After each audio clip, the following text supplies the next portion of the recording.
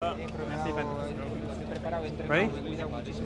Bon, Tony, comment ça va? On avait quitté sur Tour de France avec un abandon. Comment ça va depuis? Ça va très bien. Il y a eu des moments difficiles après l'abandon. Il a fallu se reposer, soigner.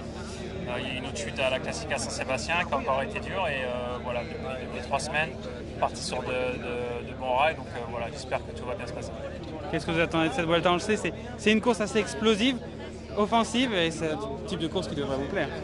Ouais, je l'ai fait une fois en 2010, donc j'ai regardé beaucoup de fois à la télé, c'est vrai que ça me donne envie. Ça fait plusieurs fois que je me disais que j'allais y revenir et voilà, au fur et à mesure de la saison, il y a toujours beaucoup de fatigue, donc là je suis très content.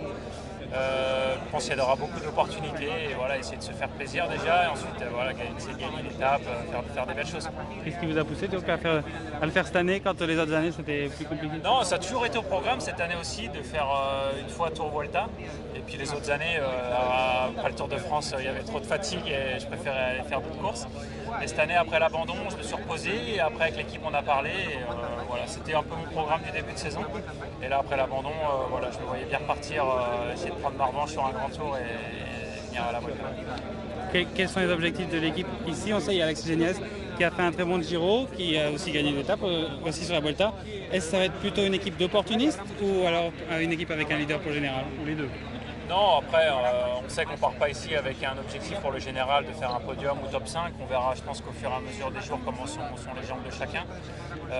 Après, je pense que l'objectif numéro 1, c'est de gagner l'étape. On a plus une équipe de baroudeurs, de punchers. Donc voilà, on sait que sur la Vuelta, il y a plus d'opportunités que sur le Tour, par exemple. On voit beaucoup d'échappées qui vont en bout. Donc je pense qu'on va essayer d'être le plus actif possible.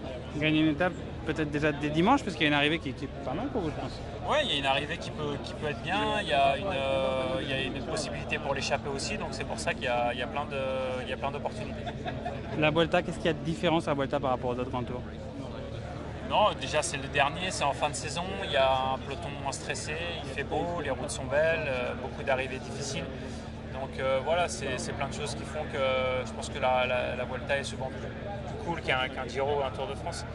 Donc voilà, c'est pour ça qu'on vient ici plus relax et en se disant voilà, pas grand chose à perdre et on va essayer de faire le mieux possible. Merci beaucoup Tony, bon courage.